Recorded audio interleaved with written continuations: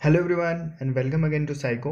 उत्तराखंड पर्यावरण पर्यवेक्षक के महत्वपूर्ण प्रश्नों की सीरीज की ये 9th वीडियो है। इससे पहले कि 8 वीडियो को अगर आपने नहीं देखा है तो आप उन्हें भी देख लें, क्योंकि मैंने चीज़ों को एक क्रम में समझाया है, एक ऑर्डर में समझाया है। तो यदि आप पीछे की चीज़ों को नहीं देखेंगे तो आपको आगे की चीज़ें समझ में नहीं आएंगी।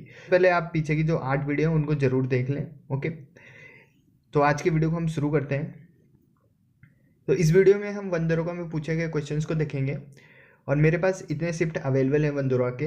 तो यदि आपके पास इन शिफ्टों के अतिरिक्त और भी शिफ्ट हैं वन दरोगा के तो आप मुझे इस ईमेल पे मेल कर सकते हो। ओके, तो चलिए चलते हैं आज के पहले क्वेश्चन पे।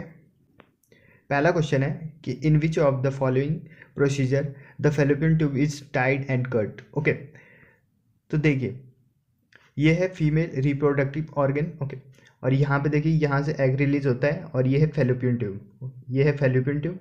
ओके, तो यहाँ से एग रिलीज होता है, यहाँ से स्पर्म आता है। ओके, यहाँ पे जाइगोट बनता है, ये हमने पिछली वीडियो में देखा था। अब जो जाइगोट यहाँ पे बनता है, ये जाइगोट 8 से 9 डे में, 8th या फिर 9वें दिन, 8वें या 9वें दिन में यहाँ पे यूट्रस की वॉल पे जाके चिपक जाता है और यहीं पे जाके बेबी का डेवलपमेंट होता है। ओके, ये तो है फीमेल रिप्रोडक्टिव ऑर्गन का वर्क। अब अगर हम चाहते ही नहीं कि जाइगोट बने, ओके, यानी प्रेगनेंसी आए, तो हम क्या करेंगे, ये फैलोपियन ट्यूब है, इसको यहाँ से काट के बांध सकते हैं। इसको काट के बांध देंगे तो जो एग है इसके आगे आ ही नहीं पाएगा। अब जिस इसके आगे आ ही नहीं पाएगा तो आगे की प्रोसेस हो ही नहीं पाएगी। ओके, तो जो ये हम काटते हैं फैलोपियन ट्यूब को, इसी को बोलते हैं ट्यूबेक्टोमी, यानी कि महिला नसबंदी। ओके, अगर पुरुषों की बात करें, पुरुषों में देखिए ये होता है टेस्टिस, यहीं पे स्पर्म बनता है और जो ये स्पर्म है ये यूरेथ्रा के थ्रू बाहर आता है। अब जो मेल होता है, मेल में यूरिन और स्पर्म के लिए कॉमन डक्ट होती है जिसको क्या बोलते हैं, यूरेथ्रा। ये क्वेश्चन भी बनता है कि यूरिन, देखिए ब्लैडर है, ये ब्लैडर में यूरिन जमा होता है। अब यहाँ से ब्लैडर से ये आएगा, यूरेथ्रा में कनेक्ट हो जाएगा और यहाँ से बाहर आ जाएगा यूरिन। ओके, और जो स्पर्म है वो स्पर्म यहाँ से आता है, ये है वास डेफरेंस, ये वाली डक्ट कौन सी, वास डेफरेंस। ये भी जाके यूरेथ्रा में जुड़ रहा है और ये भी यूरेथ्रा के थ्रू बाहर आएगा, यानी कि स्पर्म और जो यूरिन है दोनों एक ही डक्ट से बाहर आता है। ओके, तो अगर हम इस वास डेफरेंस को ही काट दें यहाँ से और इसको टाई कर दें यानी बांध दें, तो जो स्पर्म है ये कभी आ ही नहीं पाएगा बाहर। ओके, तो हम किसको काट रहे हैं, वास डिफरेंस को। वास डिफरेंस को काट रहे हैं तो इसलिए इसको क्या बोलते हैं, वेसेक्टोमी। ओके, तो ट्यूबेक्टोमी और वेसेक्टोमी यानी कि महिला नसबंदी और पुरुष नसबंदी ये होता है। ओके, ट्यूबेक्टोमी में क्या करते हैं, फैलोपियन ट्यूब को काट देते हैं और बांध देते हैं उसको, और वेसेक्टोमी में क्या करते हैं, वास डिफरेंस जहाँ से स्पर्म आता है उसी को हम काट के बांध देते हैं। ओके, जिससे कि ये आगे जा ही नहीं पाता है। ओके, तो ये होता है ट्यूबेक्टोमी और वेसेक्टोमी। इससे पूछा गया था कि फैलोपियन ट्यूब को काट के बांध दिया जाता है, तो फैलोपियन ट्यूब को काट के बांधेंगे, ट्यूब से क्या हो जाएगा, ट्यूबेक्टोमी। वास डिफरेंस को काटते तो वेसेक्टोमी। ओके, तो इसका आंसर हो गया ट्यूबेक्टोमी। नेक्स्ट क्वेश्चन देखते हैं। नेक्स्ट क्वेश्चन है कि auxin is an example of. Auxin क्या है, ऑक्सिन एक प्लांट हार्मोन है। ओके, ऑक्सिन हो गया, जिब्रेलिन हो गया, साइटोकाइनिन हो गया, एब्सिसिक एसिड हो गया, ये सब क्या है, प्लांट हार्मोन के एग्जाम्पल है। ऑक्सिन, साइटोकाइनिन, जिब्रेलिन ये सब क्या होते हैं, ग्रोथ हार्मोन होते हैं। प्लांट में 2 प्रकार के हार्मोन होते हैं, एक तो ग्रोथ हार्मोन होते हैं और एक इनहेबिटर होते हैं, ग्रोथ इनहेबिटर, यानी कि वृद्धि रोकते हैं। जो वृद्धि रोकते हैं, ग्रोथ इनहेबिटर होते हैं, वो होता है एब्सिसिक एसिड। ओके, और बाकी जो 3 होते हैं, ऑक्सिन हो गया, जिब्रेलिन हो गया, साइटोकाइनिन, ये सब क्या हो गया, ग्रोथ हार्मोन हो गया। ऑक्सिन क्या करता है, हाइट को बढ़ाता है, प्लांट की हाइट को बढ़ाता है। ओके, प्लांट हार्मोन को एक सेपरेट वीडियो में कराया जा चुका है, तो आप उस वीडियो को देख सकते हैं, उसमें प्लांट हार्मोन को अच्छे से कवर करवाया गया है, तो आप उसको देख सकते हैं। नेक्स्ट क्वेश्चन देखते हैं। नेक्स्ट क्वेश्चन है कि डीएनए फिंगरप्रिंटिंग टेक्नोलॉजी का आविष्कार किसने किया था। ओके, तो ये तो आपको रटा होना चाहिए। डीएनए फिंगरप्रिंटिंग किसने दिया था, एलेक्स जेफरीज ने। ओके, एलेक्स जेफरीज ने। ओके, नेक्स्ट क्वेश्चन देखते हैं। नेक्स्ट क्वेश्चन है कि आहार नली की सबसे बाहरी परत कौन सी होती है। एलिमेंट्री कैनाल की सबसे बाहरी परत, आउटर मोस्ट लेयर, ये है एलिमेंट्री कैनाल। अब देखिए सबसे बाहर क्या होता है, सेरोसा। सबसे बाहर क्या होता है, सेरोसा। सेरोसा के बाद जो ये व्हाइट वाला दिख रहा है ये होता है मैस्कुलरीज। ओके, सेरोसा के बाद मैस्कुलरीज, और इसके बाद क्या होता है, इसके बाद होता है आपका सबम्यूकोसा, ये जो पिंक वाला है ये है सबम्यूकोसा, और उसके बाद होता है आपका म्यूकोसा अंदर होता है, और ये होता है जो ये स्पेस है ये है आपका ल्यूमेन। ये ल्यूमेन हो गया, तो यानी सबसे अंदर की जो लेयर होगी वो हो गया म्यूकोसा, सबसे अंदर हो गया म्यूकोसा। उसके बाद होता है सबम्यूकोसा, फिर होता है आपका मैस्कुलरीज, और उसके सबसे बाहर क्या होता है, सेरोसा। ये आपको पता होना चाहिए, सबसे बाहर हो गया सेरोसा और सबसे अंदर क्या हो गया, म्यूकोसा। हमसे पूछा गया कि आउटर मोस्ट सबसे बाहर होता है सेरोसा। ओके, नेक्स्ट क्वेश्चन है कि निम्नलिखित में से हाइड्रोजन का कौन सा एक समस्थानिक है, आइसोटोप है, जिसमें एक प्रोटॉन और दो न्यूट्रॉन होते हैं। एक प्रोटॉन होता है और दो न्यूट्रॉन, एक प्रोटॉन और दो न्यूट्रॉन। देखिए हाइड्रोजन के तीन समस्थानिक होते हैं, हाइड्रोजन के तीन समस्थानिक 1H1, 1H2 और 1H3। जो 1H1 होता है इसको बोलते हैं प्रोटियम। ओके, इसमें क्या होता है, एक तो प्रोटॉन होता है और एक इलेक्ट्रॉन होता है, इसमें न्यूट्रॉन जीरो होता है, जीरो न्यूट्रॉन। ओके, 1H2 इसको बोलते हैं ड्यूटेरियम। ड्यूटेरियम में क्या होता है, एक प्रोटॉन, एक न्यूट्रॉन और एक इलेक्ट्रॉन, तीनों एक एक होते हैं, एक प्रोटॉन, एक इलेक्ट्रॉन और एक न्यूट्रॉन, यानी इसमें कितने होंगे, एक इलेक्ट्रॉन हो गया और एक न्यूट्रॉन हो गया। ओके, 1H3, 1H3 में क्या होता है, 1H3 यानी कि ट्राइटियम। ट्राइटियम में क्या होता है कि एक तो प्रोटॉन होगा और एक इलेक्ट्रॉन होगा और दो न्यूट्रॉन होंगे। ओके, न्यूट्रॉन कितने होंगे इसमें, दो। तो हमसे यही क्वेश्चन में पूछा गया है कि एक तो प्रोटॉन होगा और न्यूट्रॉन कितने होने चाहिए, दो। तो ये किसमें होता है, ट्राइटियम में होता है। Okay, tritium. और जो ट्राइटियम होता है, ट्राइटियम हाइड्रोजन का ऐसा समस्थानिक है जो रेडियो एक्टिव है, रेडियो एक्टिव है। ट्राइटियम क्या है, radio active. Okay, next question देखते हैं। नेक्स्ट क्वेश्चन है कि एक चक्रीय प्रक्रम में कमानी बल, स्प्रिंग बल द्वारा किया गया कार्य कितना होता है। ओके, साइक्लिक प्रोसेस में work done by spring force. Okay, spring force का फॉर्मूला क्या बताया था मैंने आपको, F = -kx। ओके, ये बताया था।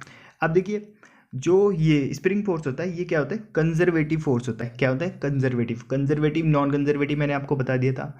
नॉन कंजर्वेटिव वो होते हैं जो पाथ पे डिपेंड करते हैं, कंजर्वेटिव वो होते हैं जो पाथ पे डिपेंड नहीं करते हैं। ओके, और जो कंजर्वेटिव फोर्स होते हैं, जितने भी कंजर्वेटिव फोर्स होते हैं उनका जो साइक्लिक प्रोसेस में वर्क डन कितना होता है, जीरो। जितने भी कंजर्वेटिव फोर्स होते हैं उनमें साइक्लिक प्रोसेस में यानी कि चक्रीय प्रक्रम में वर्क डन कितना होता है, जीरो होता है। तो जो हमारा स्प्रिंग फोर्स है ये भी क्या है, कंजर्वेटिव फोर्स है, इसलिए इसका साइक्लिक प्रोसेस में वर्क डन क्या होगा, जीरो होगा। ओके, नेक्स्ट क्वेश्चन देखते हैं। नेक्स्ट क्वेश्चन है कि न्यूटन के नियमों के अनुसार यदि किसी पिंड पर शुद्ध बाह्य बल शून्य, फोर्स जीरो है, तो एक्सेलरेशन कितना होगा। ओके, न्यूटन का सेकंड लॉ है F = ma।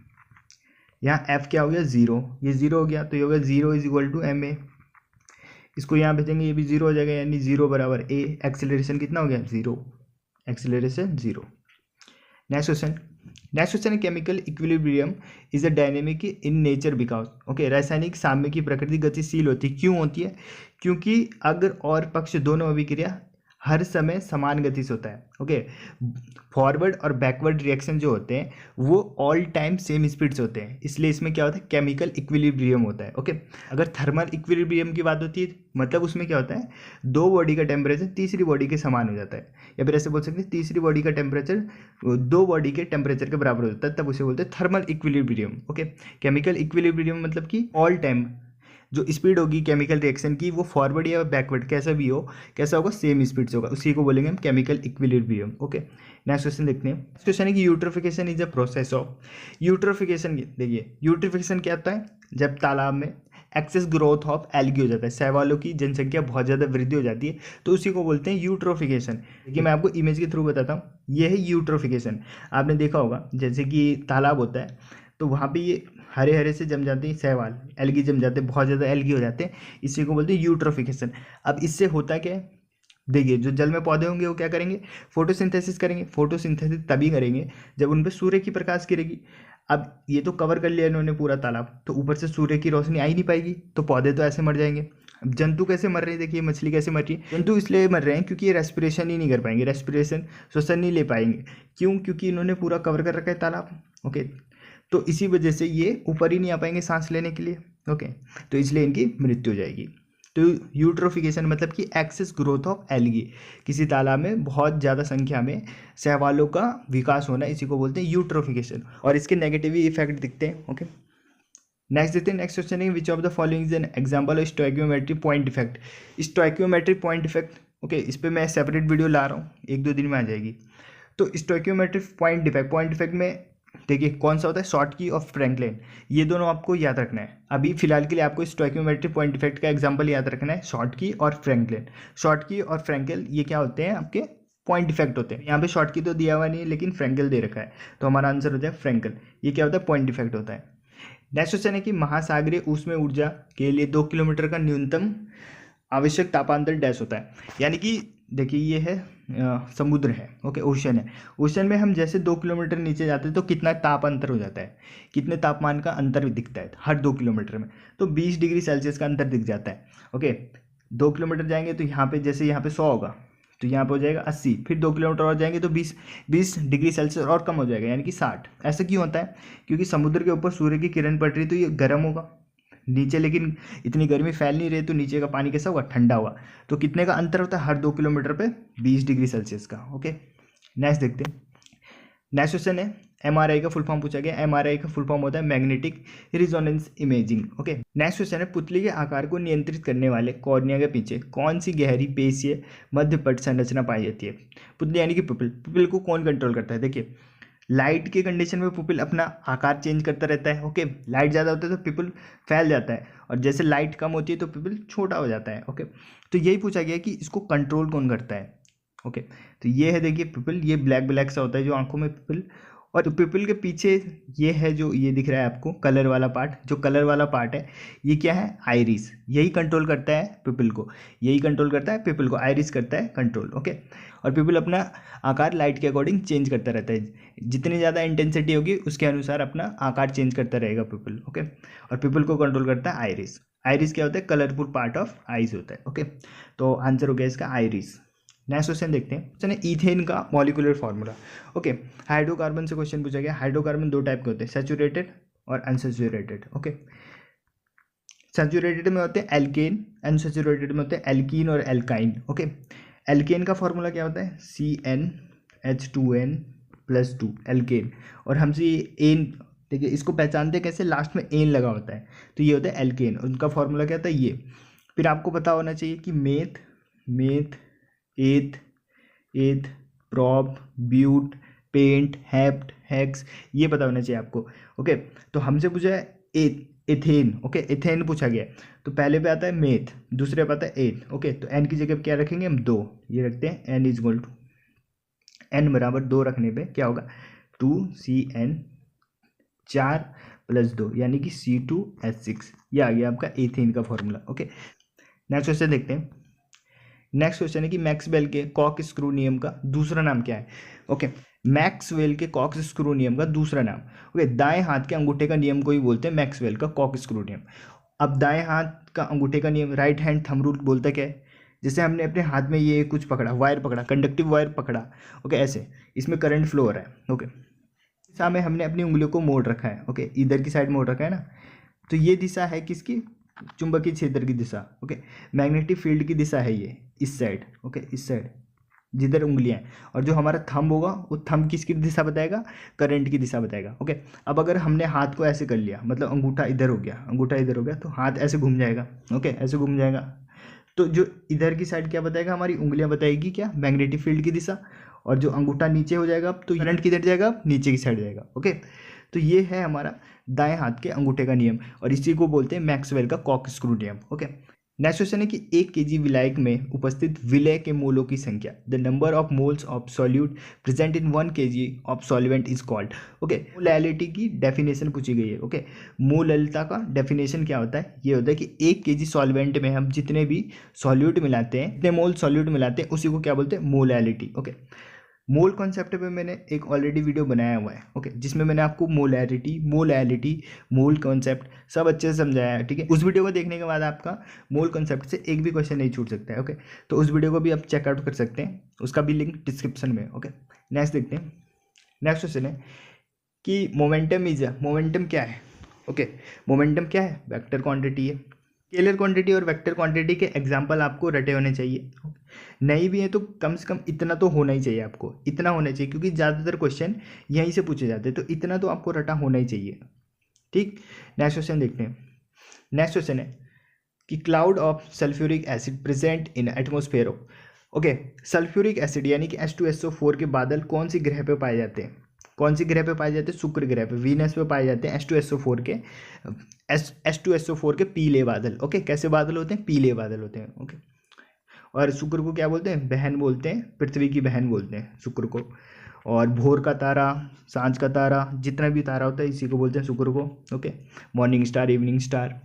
ओके, और इसको पृथ्वी की सिस्टर क्यों बोलते हैं? क्योंकि इसका आकार पृथ्वी के जितना ही है। ओके, क्वेश्चन है कि धातु के तार में प्रवाहित धारा I और इसके दोनों टर्मिनल में विभवांतर B के बीच संबंध निम्नलिखित में से किससे ज्ञात किया जा सकता है। ओके, ओम का नियम है V/I इक्वल टू R, यानी किसी चालक में प्रवाहित होने वाली धारा और उसके सिरों में लगाए गए विभवांतर का अनुपात क्या कहलाता है, विद्युत प्रतिरोध कहलाता है। ओके, रेजिस्टेंस कहलाता है, और यही क्या है, ओम का नियम है। Okay, R equal to V/I, R equal to V/I।